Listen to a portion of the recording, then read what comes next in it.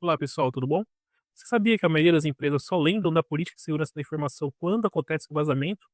Pois é, mas hoje eu vou ensinar para vocês como criar uma política de segurança da informação simples, objetiva e que funciona na prática. Para começar, esses são os pontos que iremos discutir dentro dessa política, tá? Qual que é toda política ela precisa ter um objetivo, a política tem que ser um objetivo claro, ela precisa ter um escopo, ter papéis e responsabilidades bem definidos, ter descrito diretrizes gerais dentro dela, quais são os acessos, os backups, dispositivos, ter tudo bem descrito de forma bem objetiva, descrever quais as penalidades que os colaboradores ou terceiros podem sofrer caso descumpram essa política e ter uma gestão e revisão periódica, tá bom? Uma dica rápida, não adianta você ir na internet e baixar um modelo de política e já colocar para funcionar dentro da sua empresa. Por quê? Porque a política ela precisa refletir a realidade da empresa. Então você baixa uma política genérica na internet, ela não reflete o que existe dentro da sua empresa, tá bom? Para que a gente possa criar essa política, a gente precisa utilizar um framework, não é algo que a gente vai tirar da nossa cabeça. Então ela precisa, estar baseada em algum framework já validado mundialmente, tá bom? Nós utilizaremos como referência a ISO 27001, tá? Dentro do seu tópico 5.1.1, que é a política de segurança da informação, tá? Que diz que as políticas de segurança da informação devem ser definidas, aprovadas, publicadas e comunicadas dentro da organização. Porém, não existe só a ISO 27001 como framework, ok? Existe o NIST, é muito utilizado nos Estados Unidos, em vários locais do mundo, mas nos Estados Unidos é muito utilizado. Existe o COVIT, que é voltado para a governança de TI. Existe o PCI, que é voltado para empresas que utilizam ou fazem transações com cartão de crédito. E a própria LGPD, ela tem algumas regras ali de segurança da informação que também ajuda nessa questão, tá? Mas, como falei, o nosso foco, a nossa referência hoje vai ser em cima da ISO 27001, tá bom? Continuando, então, esse aqui é um esqueleto de uma política de segurança da informação, tá? Ao final do vídeo, eu vou deixar lá na descrição do vídeo um link para que vocês possam baixar esse modelo, tá? Mas como eu falei, não adianta só baixar e já colocar dentro da empresa para funcionar. Vocês precisam personalizar, vocês precisam criar algo que reflita como a empresa de vocês entende segurança da informação, tá bom? Então aqui a gente vai utilizar esse modelo apenas como um escopo de aprendizado, onde vocês vão ter uma ideia inicial, mas com base nessa ideia é importantíssimo que vocês façam as modificações para refletir a empresa de vocês, tá? Nessa política que a gente está criando, é importante você ter um cabeçalho onde você já defina coisas que serão padrão informações que serão padrão em todas as políticas da empresa de vocês, tá bom? Então, vocês terão um campo para vocês colocar um logo, o nome da política que vocês estão criando, o tipo de documento, qual é o tipo de classificação que esse documento recebe? Seria um documento que é só interno? Seria um documento que ele vai ser público, que pode ser distribuído por um site ou por um e-mail, mas que ele possa ser distribuído? Seria um documento restrito que só serve para alguns setores da empresa? Então ele precisa ter uma classificação bem definida, tá bom? Toda política ela precisa ter responsáveis, uma pessoa que seja responsável por avaliar aquela política de tempos em tempos, verificar se ela ainda faz sentido, quando tiver uma mudança relevante dentro da empresa, essa pessoa que é responsável em gerar uma nova versão, repetindo essa mudança que aconteceu dentro da empresa, ok? E toda política tem que ter um versionamento, ou seja, qual é a versão que está funcionando dentro da empresa atualmente. Então vocês vão criar essa primeira política, então pode ser a versão 1.0, a versão 0.1, e toda vez que tiver uma grande mudança dentro da empresa referente à segurança da informação, é importante que vocês atualizem a política para refletir isso, tá bom? A data que essa última versão foi criada, né? E a validade. O que é essa validade? A gente falou, a gente está utilizando a ISO 27001 como referência. A ISO 27001 ela tem como recomendação que todas as políticas sejam revisadas pelo menos uma vez anualmente, ou internamente pela empresa ou por um terceiro, tá bom? Então, é legal vocês terem uma data de validade para que vocês criem um calendário interno para que vocês não percam aí o time de quando fazer essa atualização, tá? E esse documento não acabe morrendo, né? A ideia da política de segurança da informação é que ele seja um documento vivo. De tempos em tempos você revisitem ele e veja se ele está sendo aplicado de forma correta, se vocês precisam revalidar ele, precisa fazer alguma atualização, tá bom? O próximo tópico que é importante ter nas políticas é o histórico de revisões. Então, como a gente falou, aqui você criou a política, a primeira versão, então você vai colocar a primeira versão que está aqui. Vamos supor que daqui a 6 meses, daqui a 8, 9, 10 meses, dentro do ano, né, dentro desse ano, vocês criem uma nova versão. Então, vocês vão adicionar mais uma linha no documento e aí colocar lá versão 1.1, versão 0.2 e a data que vocês estão colocando essa nova versão e quem é a pessoa responsável por essa nova versão, tá bom? E aí, na parte de alteração, é importante vocês escreverem o que foi alterado dentro da política, tá bom? O próximo tópico seria a finalidade, escopo e usuários, a quem essa política se aplica.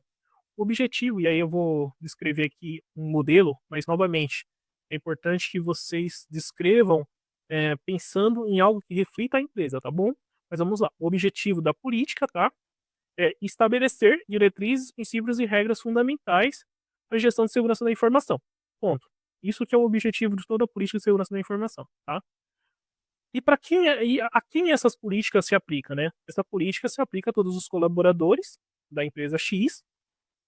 Além disso, ela pode abranger partes externas, né, ou parceiros, terceiros da empresa que são relevantes, porque você pode ter terceiros que têm acesso a informações da empresa. Então é importante que essas pessoas também sigam essas regras da empresa, tá?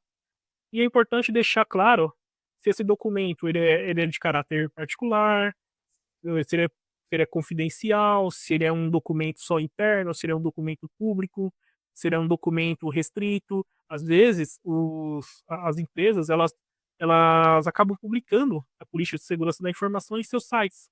Então, se você publicou uma política de segurança da informação sua em seu site, ela deixa de ser confidencial. Então, não faria sentido, tá bom?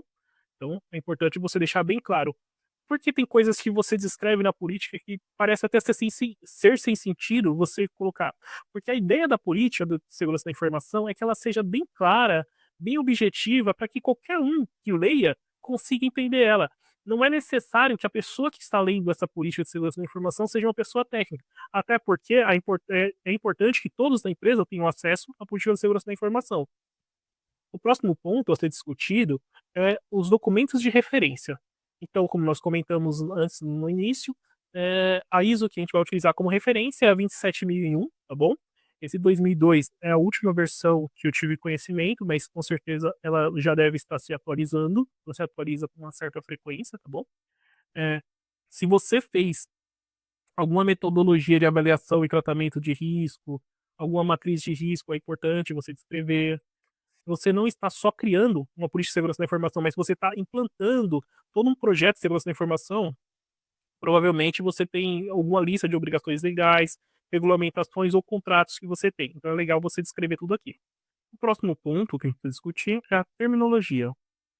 Por que terminologia básica? Por que é importante ter esse tópico? Como eu comentei com vocês, a política ela tem que ser clara e ela não pode ser algo muito técnico. Por quê? Porque todas as pessoas da empresa precisam ter acesso a ela.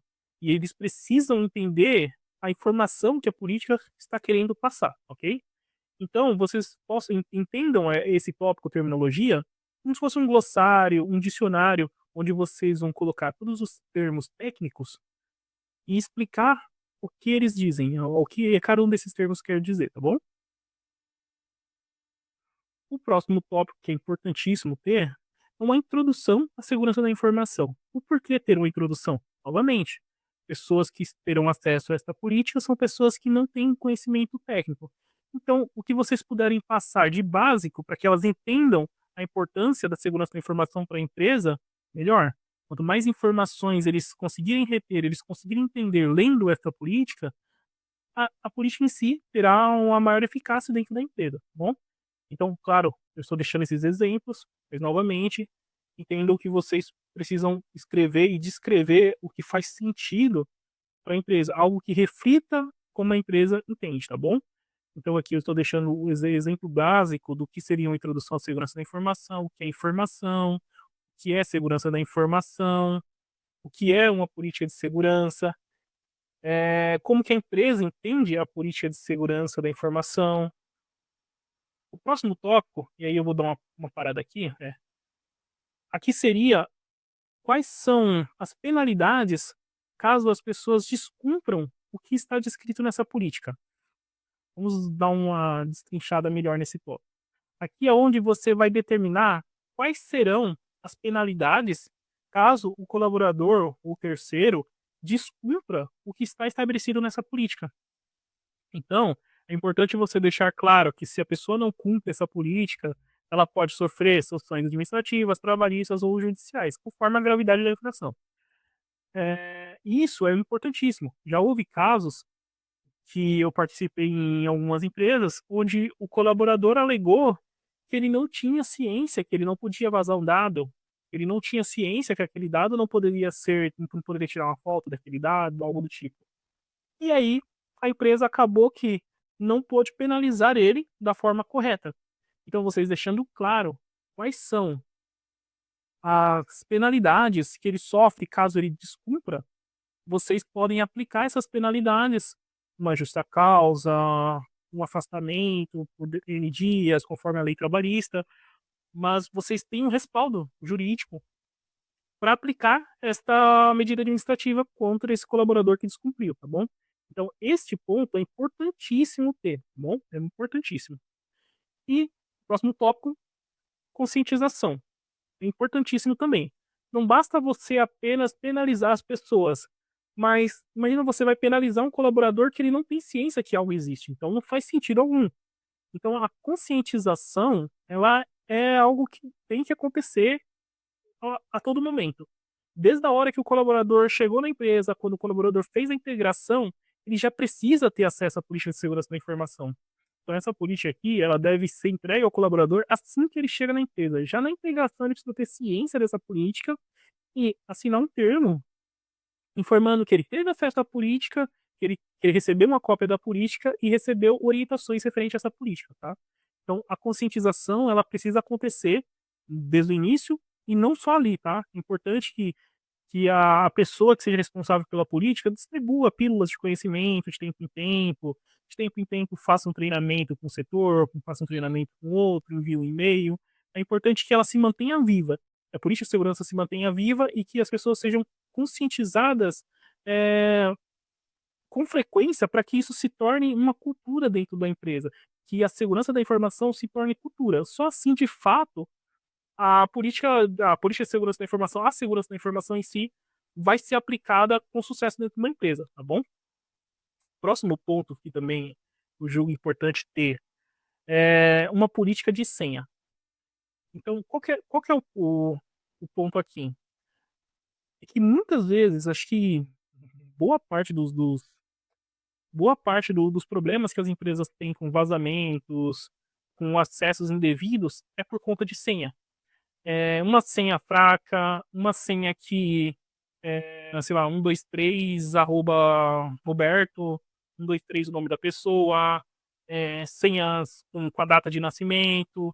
Então é importante que a empresa defina diretrizes, defina regras de como o colaborador deve tratar a senha.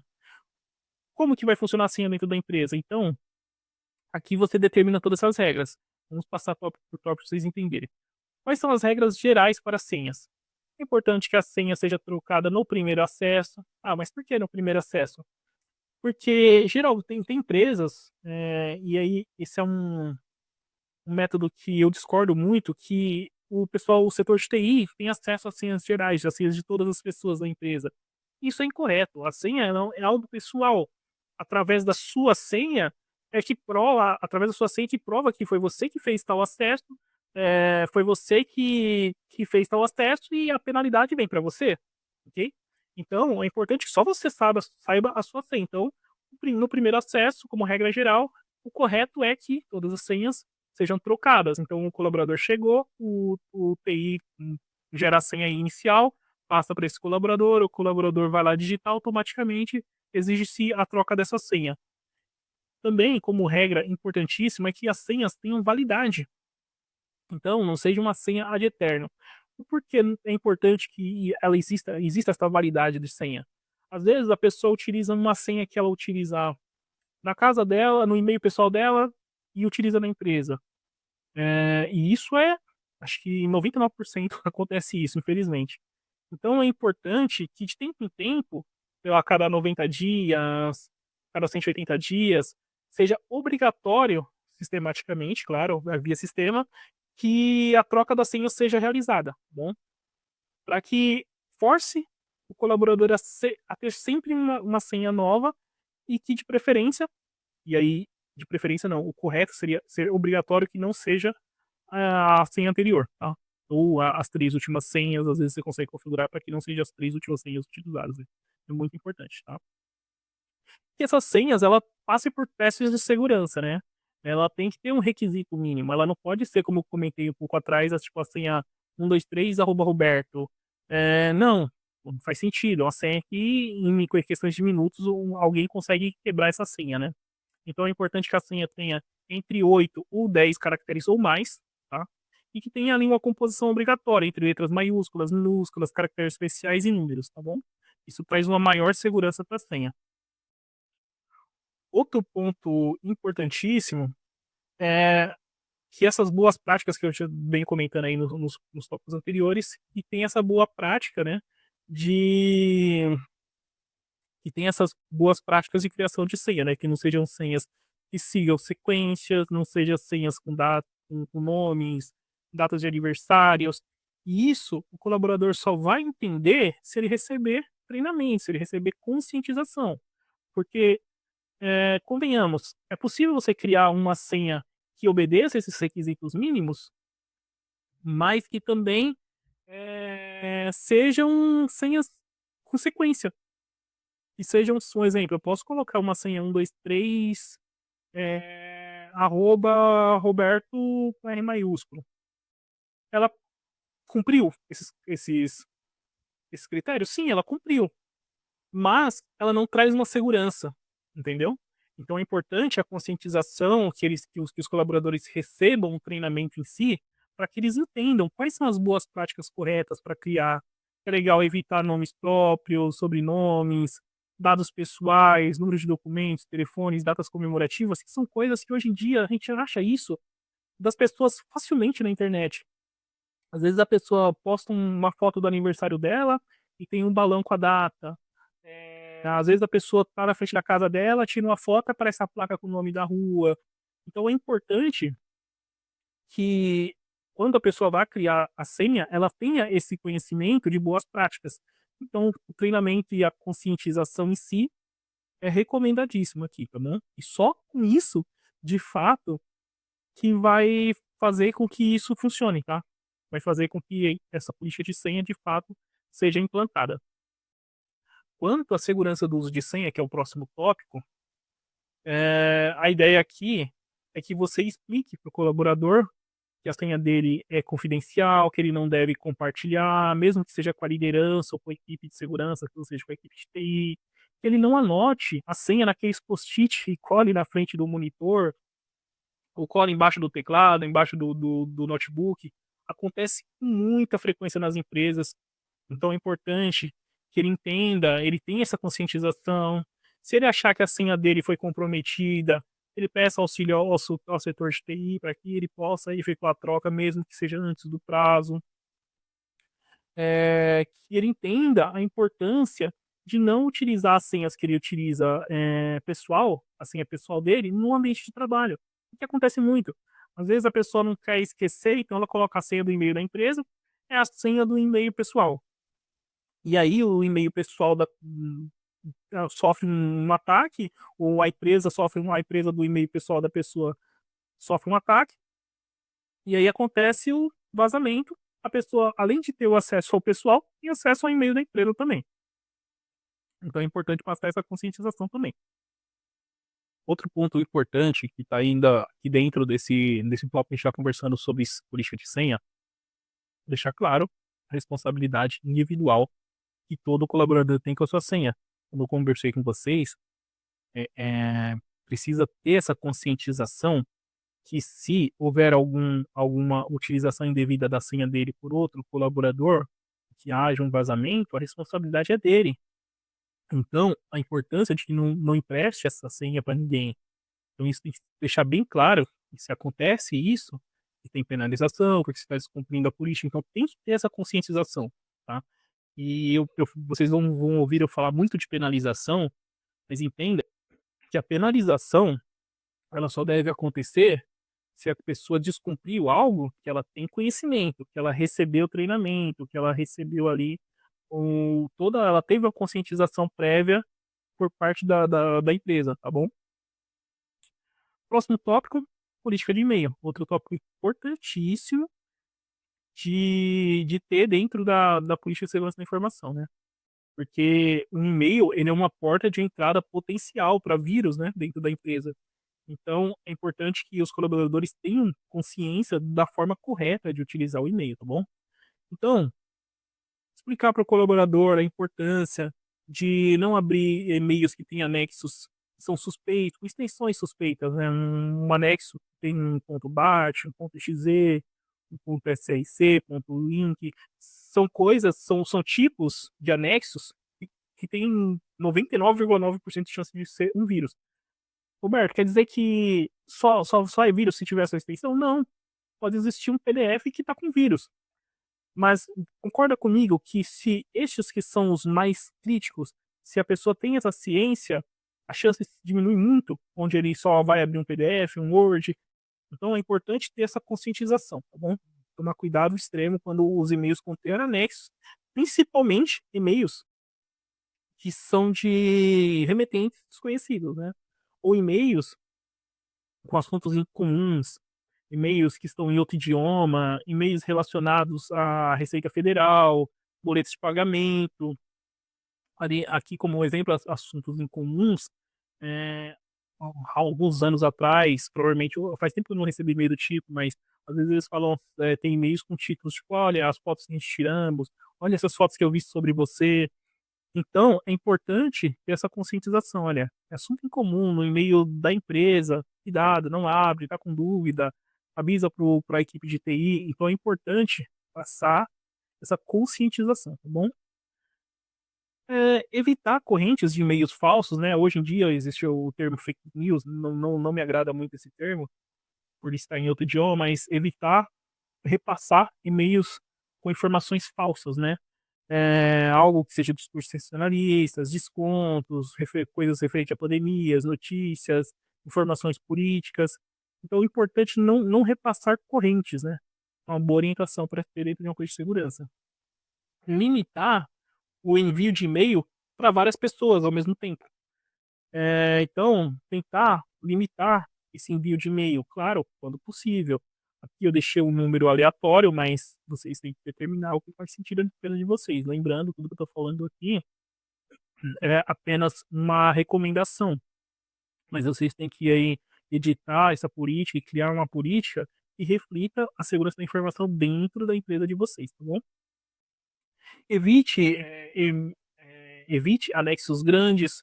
Claro que as empresas têm aí, geralmente determinado pelo setor de TI, um número máximo de MB que pode ser enviado por e-mail, mas é importante deixar claro que existem alternativas e que são mais seguras, tá?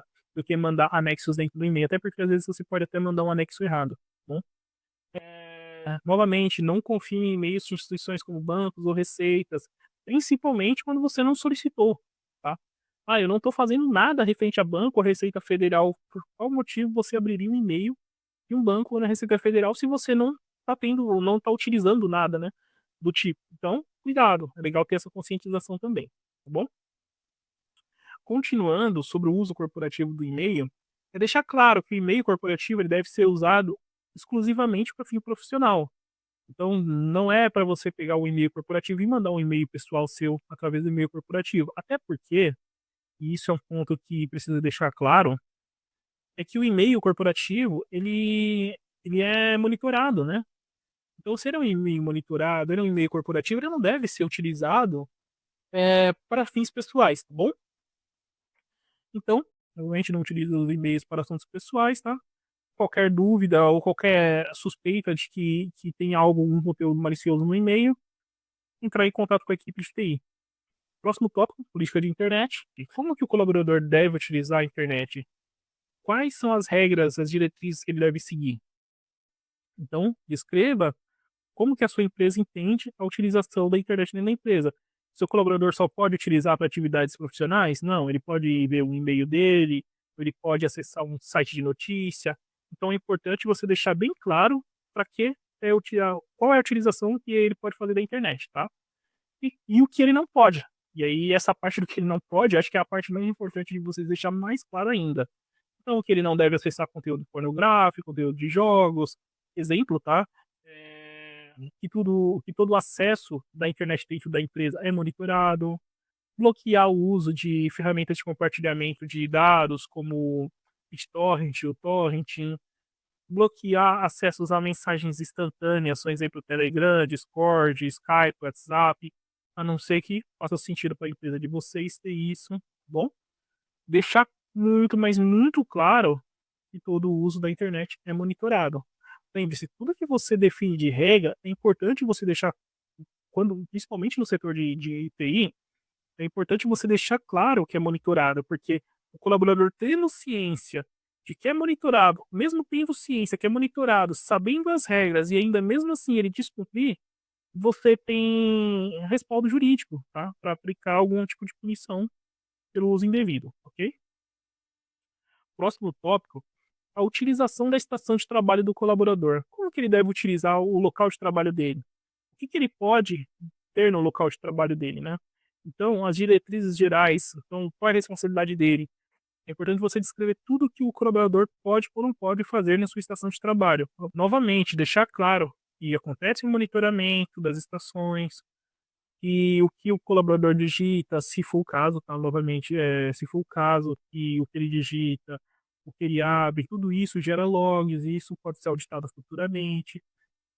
Deixar claro que ele é proibido ele acessar arquivos pessoais utilizando o computador da empresa, que em caso dele ser desligado, os dados pessoais serão excluídos junto com o que estiver no computador, caso ele acesse, mas deixando claro que é proibido. Então, é importante você gerar as diretrizes gerais sobre como o colaborador deve utilizar sua estação de trabalho, tá bom? E aí, detalhe o máximo que você puder. Como vai ser a utilização da estação? Ele pode instalar softwares na máquina que ele utiliza? Não, ele não pode. Então deixa claro que ele não pode utilizar, não pode fazer instalações. Ele pode guardar músicas, filmes, fotos pessoais dentro do computador? Não, ele não pode. Então deixe claro que são coisas que são proibidas. O que ele pode ou não armazenar. Então é importantíssimo vocês definirem essas regras, deixar bem claro, bem escrito, de forma que não traga dúvida ao colaborador do que ele pode ou não fazer dentro da empresa na estação de trabalho, tá bom? O próximo tópico seria as regras para dispositivos móveis. É importantíssimo que vocês definam regras para quando o colaborador leva equipamentos eletrônicos para dentro da empresa, tá bom? Principalmente equipamentos que possam ser conectados à rede da empresa, tá?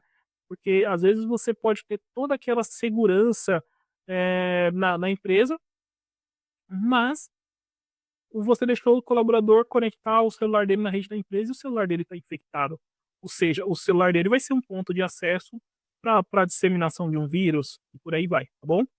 Então é importantíssimo ter esse ponto e deixar bem claro quais são as regras para a utilização de dispositivos pessoais dentro do domínio da empresa, tá? Outro tópico importantíssimo que é o uso de telefone corporativo. Quais são as regras para a utilização? Ele pode utilizar para falar só com o cliente, ou ele pode utilizar para falar com pra utilização pessoal, ou ele pode ativar o WhatsApp dele lá. Então, quais são as regras que a empresa tem para o uso dos dispositivos de telefone corporativo? Ok? Próximo tópico, e aí acho que eu estou falando que é importantíssimo todos, né? Tá virando até meme. Mas vamos lá. O próximo tópico é a interação social. Este daqui é um tópico que você tem que trabalhar muito a conscientização. Por quê? Pensa comigo, você deixou a máquina da empresa, o computador da empresa, o servidor da empresa perfeito, tá 100% seguro, apesar de não existir nada 100% seguro, mas ele tá 100% seguro. E aí, vem o colaborador que vai na hora do almoço e fala assim: pô, a minha senha para acessar o servidor X é senha tal, tal, tal, tal. Não adiantou você ter toda a segurança, todo o aparato de segurança, todo o investimento que a empresa fez em segurança, se o colaborador passou a senha dele para outra pessoa.